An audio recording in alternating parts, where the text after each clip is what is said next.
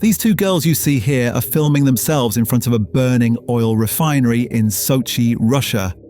But casually posing and rapping in front of the camera was definitely not a good idea, as you'll see in a moment. In this video, we'll show you completely absurd and often extremely dangerous actions by influencers who even traveled to active war zones just for clicks. Just like, for example, a 28-year-old from Albuquerque in the US state of New Mexico. He set himself the goal of driving an old Dodge Challenger around the world, visiting as many countries as possible. Along the way, he also stopped in Afghanistan, a country that in recent years has been turned into a kind of military dictatorship by the Taliban. That influencers travel to Afghanistan to show the real life there is of course not necessarily controversial in itself, but what Keith Sinclair did is completely disturbing. He actually advertised for the Taliban and received free accommodation and food in return for portraying life in the country as a kind of travel paradise.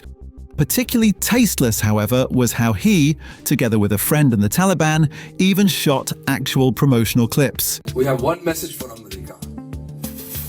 Welcome to Afghanistan. In general, the 28-year-old portrayed everything as if vacationing in Afghanistan was a huge amount of fun, including doing pull-ups on a tank barrel, swimming with a machine gun, and even going on outings together with the Taliban. Hunter Williams also did something that had already cost others their lives. The YouTuber, best known for prank videos, was desperate to go viral and came up with a crazy idea, namely to shoot a prank video in North Korea. So he went there together with two friends. North Korea?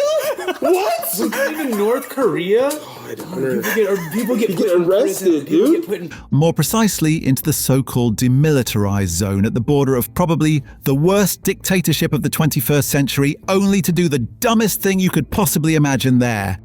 Namely, break as many laws as possible and see what happens. And this, even though he knew he was in one of the most dangerous areas in the world and that North Korea imposes brutal punishments. Kim Jong-un, for example, banned hot dogs in North Korea, which motivated the influencer to buy a hot dog in South Korea and sneak it across the border to eat it. Of course, such a law, just like the ban on wearing sunglasses indoors, seems completely ridiculous from our perspective. But in North Korea, you have to obey them. Hunter Williams and his friends, however, had great fun on their trip, breaking every law they considered nonsense. For example, they secretly watched foreign movies on their phones, sang foreign songs, gave themselves forbidden haircuts there, or illegally obtained North Korean money. So stupid. In the end, the Americans managed to do all this unnoticed and were able to leave without incident, but the whole thing is extremely tasteless, given that other American tourists died horribly in labor camps for trivialities like tearing down a propaganda poster or spreading foreign music. Now let's move on to North Korea's neighbor, Russia. Here too, there are influencers trying to go viral with absurd prank videos and then suffering severe consequences. Just like Russian influencer Nikolai Lebedev, who became known mainly through funny streams and TikToks. Lebedev had the idea to post a TikTok making fun of the Russian army. Even though it was just a short video, the 23-year-old ended up in court for it, but luckily he only got away with a small fine. The problem is, Lebedev learned nothing at all from this incident. Quite the opposite. Right after the trial, he actually started posting TikToks in which he danced around foolishly in a Ukrainian uniform. In other words, the enemy's uniform, all under the motto, "War is fun." And not, by the way, as any form of protest against the war, but purely for clicks. Because as he repeatedly showed in his streams, he had neither the slightest knowledge nor any interest in the conflict. Lebedev would eventually bitterly regret this video, because just a few days after it was uploaded, 5 armed Russian officers came to his home. They beat him several times and eventually took him away. For a while, nothing was heard from the TikToker until suddenly a new video appeared. In it, he is seen with a shaved head and slightly disfigured. In the short clip, he says he had made the biggest mistake of his life and begged for forgiveness. Let's continue with Mexican influencer Juan Luis Rosales, better known as El Pirata, meaning the pirate. At just 15 years old, he became one of the biggest and highest-earning YouTubers in all of Mexico. He thrilled his more than 1 million followers mainly with videos in which the teenager drank huge amounts of alcohol and completely went off the rails.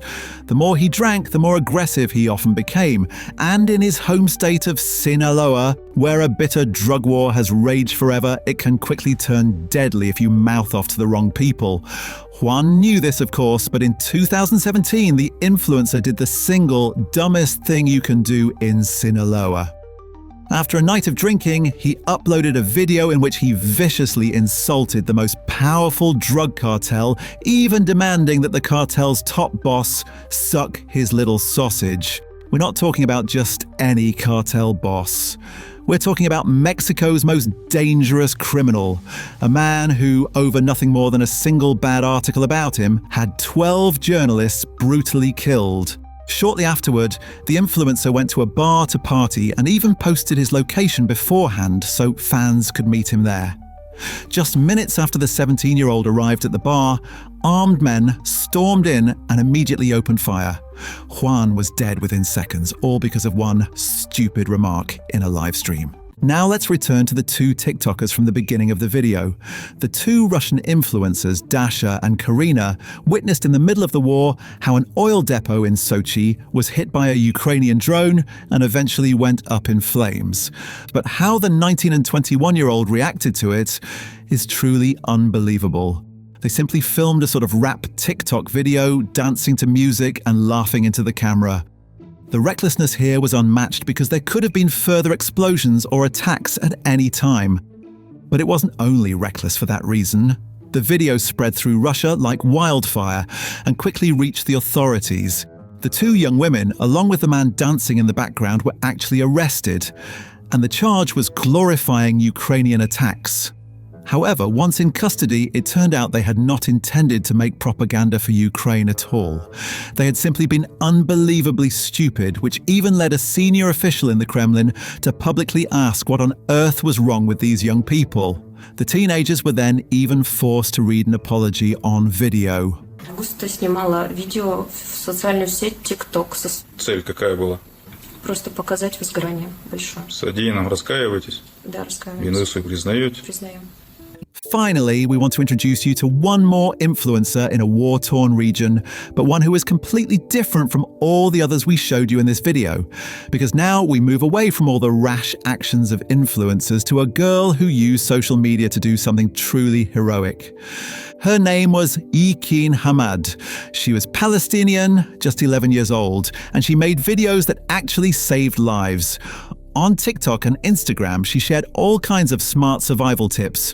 For example, how to cook food with almost no ingredients and even without gas or electricity. Her videos helped people in the region manage to survive with only the bare essentials. But Yakin Hamad also proved how incredibly cruel war can be. Because even though she never harmed anyone and only wanted to help others, the girl, just 11 years old, lost her life in an airstrike by the Israeli army. Her example shows how arbitrary and meaningless wars really are, and even with the other influencers on our list, while their actions were often reckless, the truly dumb ones were actually those who did terrible things to harmless young people, all because of a few videos. So we want to ask you, do you believe that one day we will live in a world without war? Or do you think that as humans we will simply never be able to achieve that? Thanks for watching. See you next time.